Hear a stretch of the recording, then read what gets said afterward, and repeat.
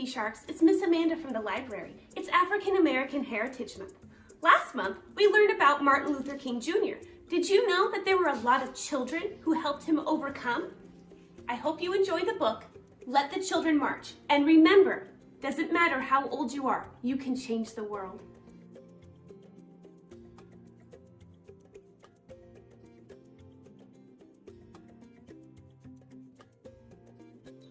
Let the Children March. Written by Monica Clark Robinson. Illustrated by Frank Morrison. 1963, Birmingham, Alabama. I couldn't play on the same playground as the white kids. I couldn't go to their schools. I couldn't drink from their water fountains. There were so many things I couldn't do. One warm spring night, my family went to church. We weren't there to have regular services. We were there to hear Dr. King speak. We were there to plan. He wanted to raise an army of peaceful protesters to fight for freedom. His brown eyes flashing fire and love, Dr. King told us the time had come to march. If I march, Mama said, I'll lose my job, sure enough. I can't march, Daddy said. I got a family to feed. The weight of the world rested on our parents' shoulders, but this burden, this time, did not have to be theirs to bear.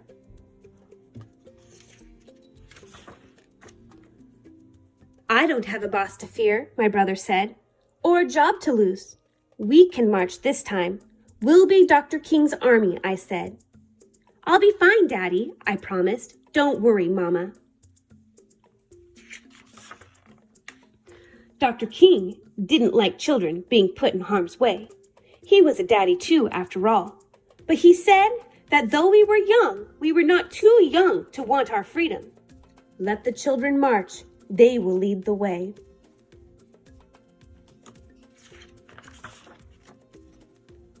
On May 2nd, a sunny Thursday, boys and girls, brothers and sisters, cousins and friends, we all met at the church, dressed in our best, feet ready, and silence so loud that all I could hear was my racing heart. We began to walk.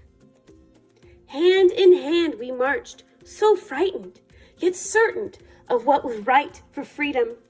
The path may be long and troubled, but I am gonna walk on. Would I be hurt? Would we be heard? Would it all be worth it in the end? I wanted to run from the angry faces in the crowd, run from the danger, run from fear. Boys and girls, brothers and sisters, cousins and friends, on and on we marched, we marched, we marched. Singing the songs of freedom, 1,000 strong we came.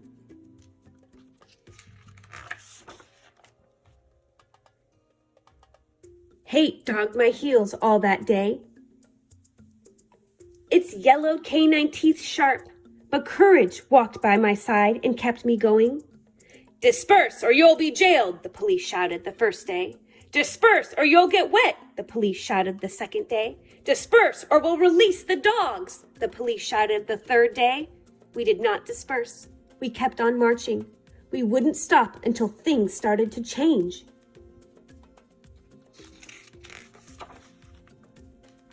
Hundreds of us went to jail on the first day, and even more on the second. My turn wasn't until the third day. After I was sprayed by water stronger than anything I'd ever felt, rough hands pushed me forward and I fell to my knees in the police wagon. I was going to jail. Dr. King reassured our parents, "Don't worry about your children," he said. "They're going to be all right.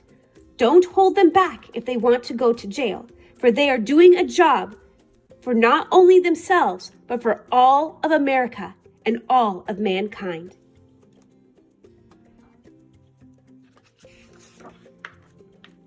That night, crowded into a cell too small for even half of the kids, we sang, "We shall overcome, ain't gonna let nobody turn me around, and freedom is coming." Our parents couldn't be there with us, but still we sang, wrapped in the proud and loving arms of our ancestors.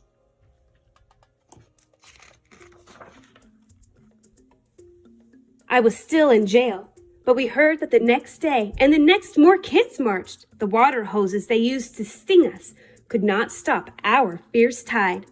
The path may be long and troubled, but I'm gonna walk on.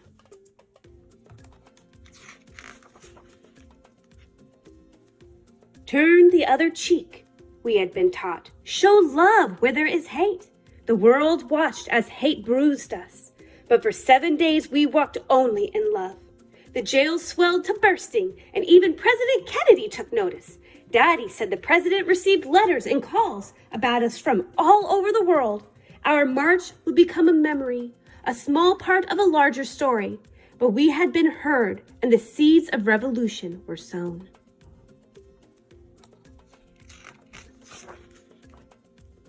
Two days and nights I stayed in the jail. Some stayed even longer. When I left, I was tired and sore and my best dress ripped, but my smile was as wide as the Mississippi River. I had made a difference. I am so proud of you, baby girl, Mama said. Your march was what made them see. With nothing more than our feet, voices, and courage, we had done what others could not. Change was right around the corner. We felt it like a cool breeze in the Alabama August. On May 10, the greatest news rang out. Dr. King had reached an agreement with the white leaders of the city. Desegregation would begin.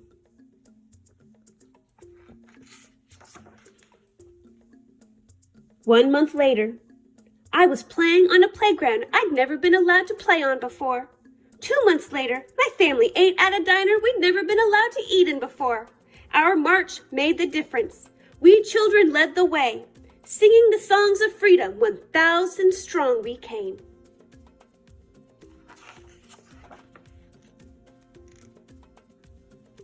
Afterward, the children and teens of Birmingham in 1963 changed the world in ways they could never have imagined. Dr. King later wrote, "Looking back, it is clear that the introduction of Birmingham's children into the campaign was one of the wisest moves we made. It brought a new impact to the crusade and the impetus that we needed to win the struggle."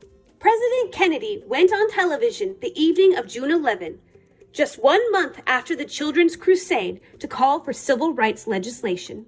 He said every American ought to have the right to be treated as he would wish to be treated, as one would wish his children to be treated. The following year, Congress passed the Civil Rights Act of 1964 and Dr. King won the Nobel Peace Prize. The children truly had made a difference. There are plenty of ways you can make a difference too. Through volunteering, writing elected officials, fundraising, starting a petition, educating yourself. When asked what she thought the message of the Children's Crusade was for today's youth, Janice Kinsley, who was one of the young marchers, had this to say: "I want young people to know that each one has the ability to make a difference in their environment. You just have to have enough courage to evaluate the situation and stand up for what is right."